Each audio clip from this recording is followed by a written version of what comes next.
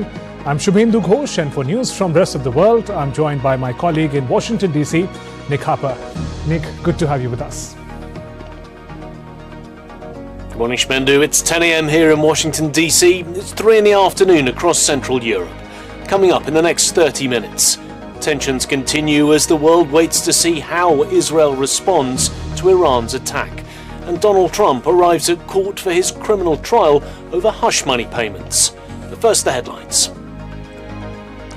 Political temperatures rise in India ahead of elections. Prime Minister Narendra Modi says he aims to increase speed and scale of development in the country in the next term, attacks the opposition on failure to fulfill promises.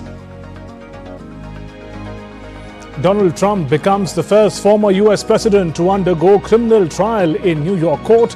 Case involves hush money paid to an adult star to cover up an affair.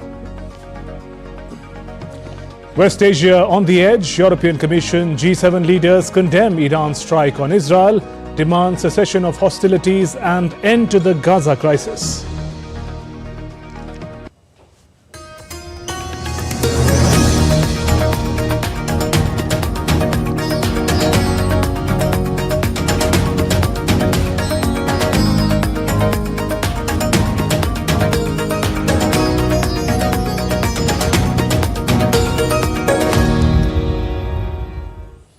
Tensions continue to rise in West Asia as Israel maintains high alert status in the aftermath of the April 13th attack by Iran.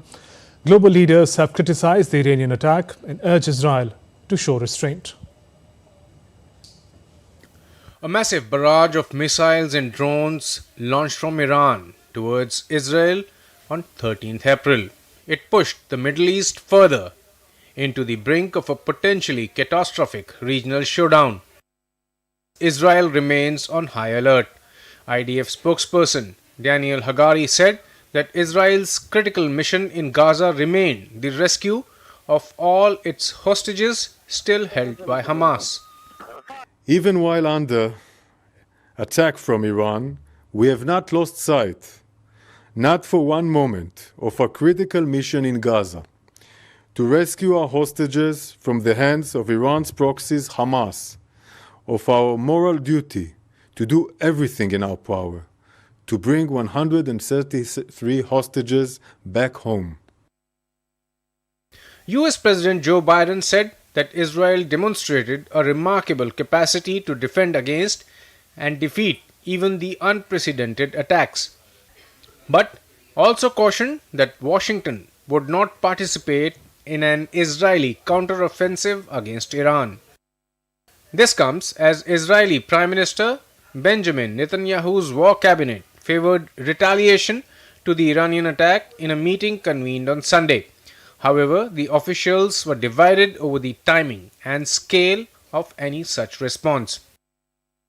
India has also pressed for immediate de-escalation. External Affairs Minister Dr. S. Jaishankar engaged in discussions with both Israeli and Iranian counterparts, expressing India's concerns over the evolving situation.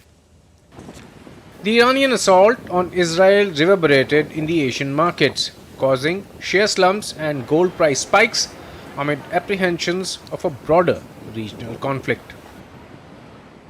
And DD India's Alex Kadia sent us this report from Tel Aviv. What the entire world wants to know. The Israeli War Cabinet is meeting as we speak, and that will be a big decision. We know they are unified in the fact that there will be a response. We know that some favor building a regional coalition to put more pressure on Iran, further isolate Iran after it sent more than 300 drones and rockets towards Israel indiscriminately in a way that could have jeopardized the holy city of Jerusalem, could have jeopardized populated areas like the city, the town of Beersheba, I should say. So clearly there will be a response. What the international community, Israel's allies, we heard that from the Ministry of External Affairs in India as well. What the international community is trying to avoid is a direct military response from Israel, something Joe Biden has said the U.S. would not support because they would see that as an escalation and a risk of all-out war between two nuclear-capable countries, Israel and Iran. The European Commission and G7 leaders have offered their full support for Israel and have condemned Iran's strike, urging for an end to the Gaza crisis. Italy has said that they are open to new G7 sanctions. Meanwhile, European Commission President Ursula von der Leyen announced after G7 talks that EU will reflect on additional sanctions against Iran in close cooperation with partners. We expressed our solidarity and support to the people of Israel and reaffirmed our unshakable commitment towards its security. Iran's actions risk provoking an uncontrollable regional escalation, and this has to be avoided. We will continue to work to stabilize the situation. We call on Iran and its proxies to cease completely the attacks. All parties should exercise maximum restraint. We also discussed the need to end the crisis in Gaza as soon as possible. Russia, too, has expressed concerns over the rising tensions in West Asia following Iran's mass drone attack on Israel. Moscow on Sunday said Tehran's actions were within the right to self-defense after Israel's strike on the Iranian embassy compound in Damascus last week.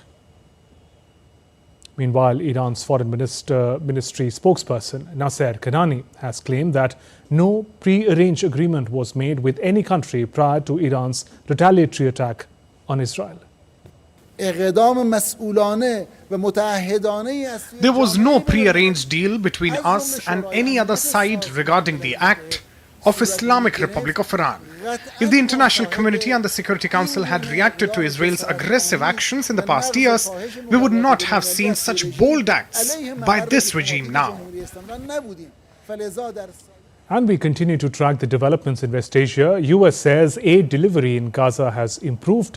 My colleague Nick Harper is joining us from Washington, D.C. on this and other big stories. Nick, while the Iran-Israel crisis appears to be dominating developments in West Asia at present, the conflict in Gaza is yet to see any conclusion, even with U.S. playing a key mediator's role.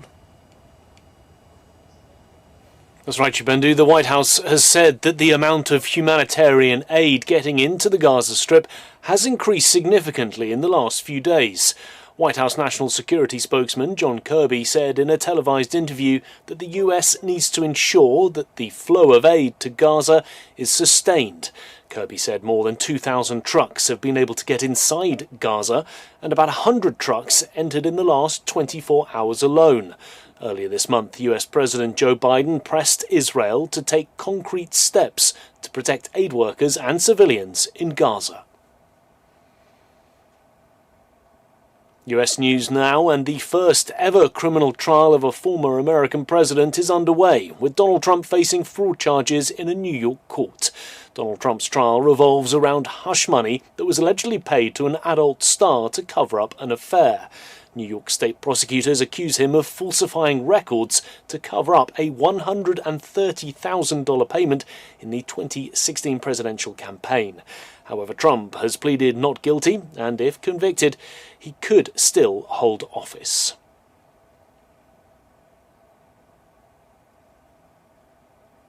Nothing like this has ever happened before. There's never been anything like it. Every legal scholar says this case is nonsense. It should never have been brought. It doesn't deserve anything like this. There is no case. Well, DD India's William Densler is joining us live from New York. Will, we heard from Donald Trump just there. He spoke a little while ago before court proceedings got underway. What's the latest from New York?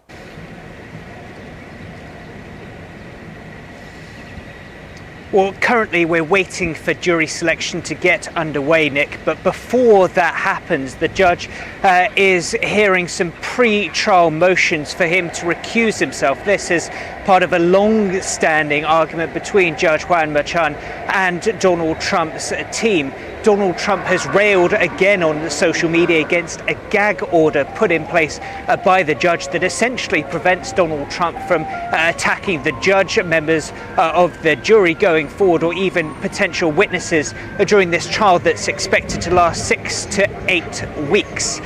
Now, Donald Trump argues that it is unconstitutional. He says that it's an effort essentially to undermine his chances in this trial, and also an effort to undercut his efforts to campaign during this crucial time as we hurtle towards November's presidential election. We are widely expected after the end of these motions for jury selection to get underway. We're expecting dozens of people to be interviewed for this 12-member panel. It's a process that could take up to 2 weeks, we are understanding. Jurors will be asked a number of questions, such as whether they are members of extremist groups here in the United States or whether they have a strong feelings towards former President Donald Trump. Donald Trump has tried to get this case removed from Manhattan, arguing that it is unlikely that he will get a fair trial here. William Denslow live in New York. Thanks very much, Will. And just a bit of breaking news coming in there. Will was speaking about Donald Trump trying to get the judge to be recused from this case. Breaking news that he has lost that second bid to try and remove the judge from that hush money criminal trial. We will, of course, be following that trial over the coming weeks. Well, next today, in the latest from the Russia-Ukraine conflict, Kiev has again appealed to its allies for extra supplies of air defensives to help defend itself from airstrikes. Western allies have been reluctant to send additional air defences to Kiev, while Ukraine needs 26 Patriot systems to cover the country's territory in full. However, Germany has pledged to deliver another system following calls from Ukraine. We urgently require additional Patriot and other modern air defense systems, weapons and ammunition. I take this opportunity to once again urge all of our partners to take extraordinary and bold steps. This war cannot and must not be normalized. Meanwhile, Russia says Western sanctions on metals are completely illegal and claims sanctions have already destabilized global market prices. The US and the UK has imposed new restrictions on trading Russian aluminium. The White House last week also imposed sanctions on 2 companies, accusing them of supporting the Russian government. Meanwhile, Russian aluminium giant Rusal has said the new sanctions will have no impact on its ability to supply aluminium to world markets. A government-appointed commission on Monday has recommended that Germany should lift all restrictions on abortion within the first 12 weeks of pregnancy. However, the Commission has said abortion should continue to be banned after fetal viability around 22 weeks. Women in Germany now typically require counselling to obtain a legal abortion within the first 12 weeks, with exceptions including a mother's life being in danger or if she's been the victim of rape. The President of the Philippines has said that the trilateral agreement, which was signed between his country, the US and Japan, was for strengthening relations between the 3 nations.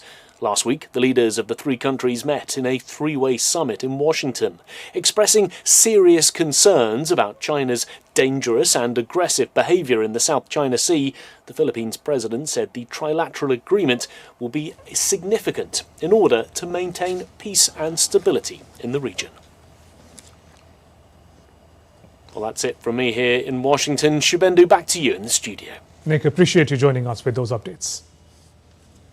And still to come on DD India Global. Croatia gears up for parliamentary elections. And today is World Art Day, celebrated in honor of the genius artist Leonardo da Vinci.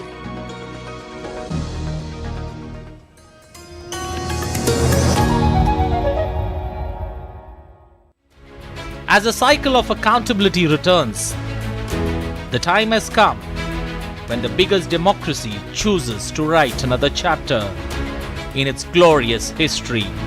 Development, justice, regionalism, a big political canvas. Everything will be put to test in this mega battle for glory. DD India dissects what makes elections 2024 the battle royale in Indian politics. Data and analysis free from bias to help you understand why India matters. The Great Indian Election on weekdays at 8:30 p.m. only on DD India.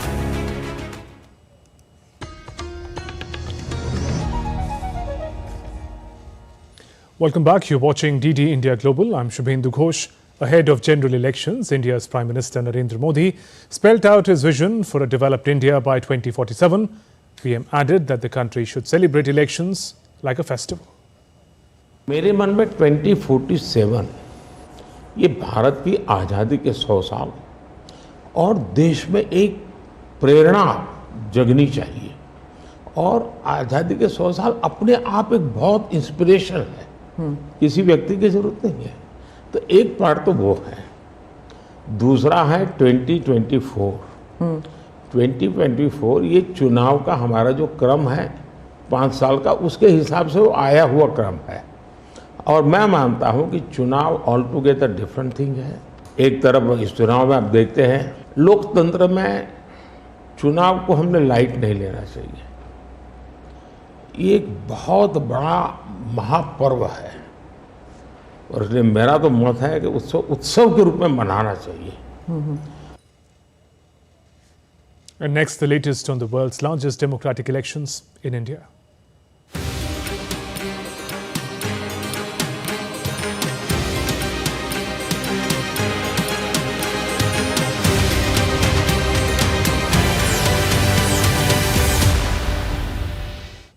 Congress leader Rahul Gandhi is focusing on southern states of Tamil Nadu and Kerala.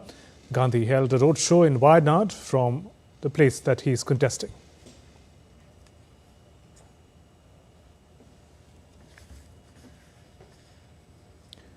And around 20,000 personnel from both the Nagaland Police and Central Armed Forces are said to be deployed to ensure peaceful execution of Lok Sabha elections in Nagaland on April 19th. DD India's Taposh Bhattacharya gets us more.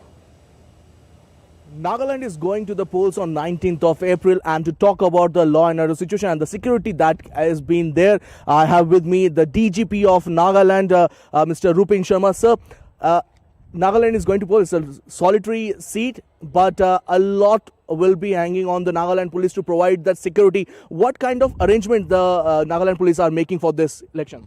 We are going to deploy almost 20,000 personnel, which includes Nagaland Police, Central Armed Police Forces, village guards for ROP and local security, and Nagaland Armed Police for the security duties. There is a proper grid in place on the Indo-Myanmar border, where the Assam Rifle, being the border guarding force, is responsible for the international border security. Besides that, we have village guard, which is a volunteer force, which is also helping the Assam Rifle in the international border area. So we don't anticipate any problems from the international border. And let's take a look at other stories making news around the world. Voters in Croatia are preparing for upcoming parliamentary elections on Wednesday. Polls indicate Prime Minister Andrej Plenković's Conservative Croatian Democratic Union Party will lose its majority after it was wound up in a number of graft scandals. If Plenković's main rival from Social Democratic Party, Zoran Milanović, comes into power, he will push to oppose aid for Ukraine in its conflict with Russia. Director Guy Ritchie has set out to entertain audiences and himself and his cast and crew with his latest movie, The Ministry of Ungentlemanly Warfare, which is inspired by a real one-of-a-kind World War II mission. Elements of surprise and character development were key to making the movie work, says Ritchie. A revived version of Sunset Boulevard, the musical based on 1950s film, and its leading actress Nicole Scherzinger were among the big winners at the Olivier Awards, picking up 7 prizes at Britain's top theatre ceremony.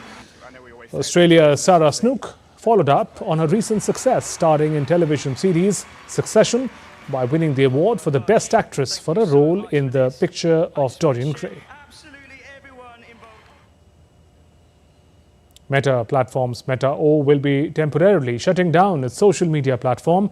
Threats in Turkey from April 29th to comply with the interim order of the Turkish Competition Authority.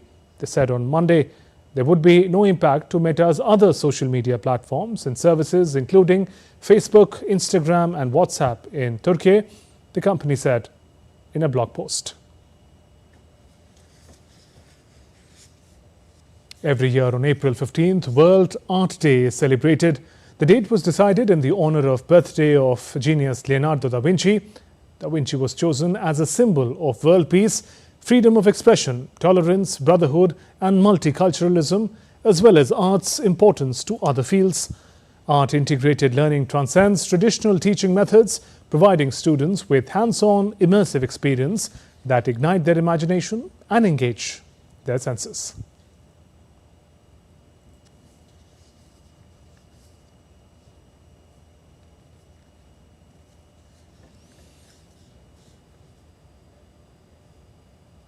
And tracking the colours of elections in Indian politics, we return to the package by my colleague Sakal, the story of Chennai and the political developments.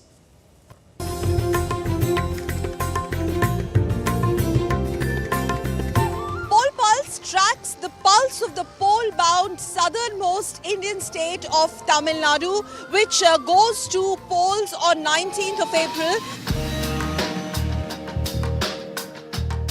I decided to have my breakfast in Geeta Cafe, which was established in 1954. It's a very famous cafe here in the heart of T Nagar. I'm being told this cafe was established way back in 1954. What is the sense that you are getting? This is a big fight between BJP and India alliance. So this time lot of opposition party have joined and it's a big challenge for BJP.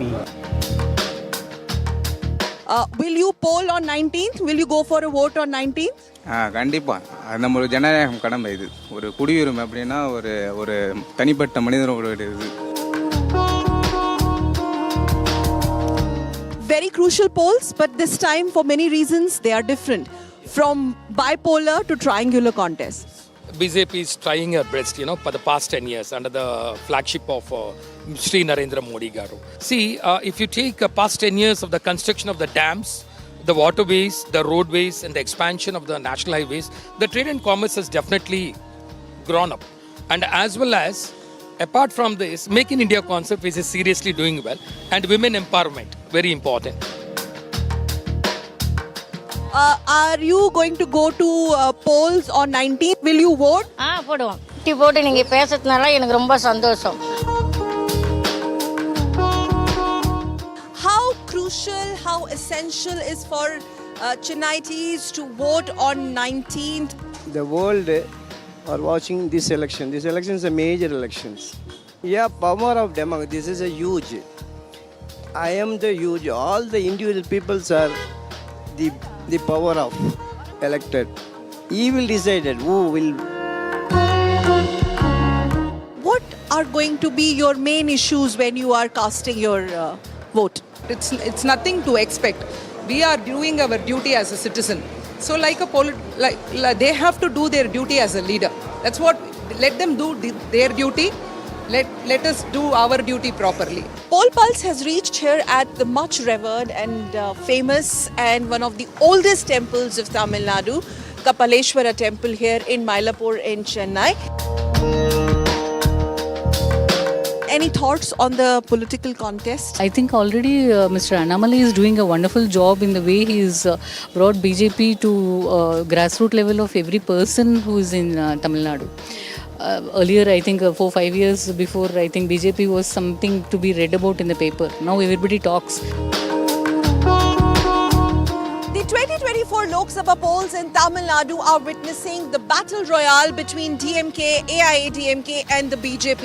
Well, at the end of the day, it's the electorate which gets to decide the fate of these political parties. With camera person Sanjay Jaina, Sakal Bhatt reporting for DD India from Chennai, Tamil Nadu. That's all for this edition of DD India Global. Let us know your thoughts on the news of the day.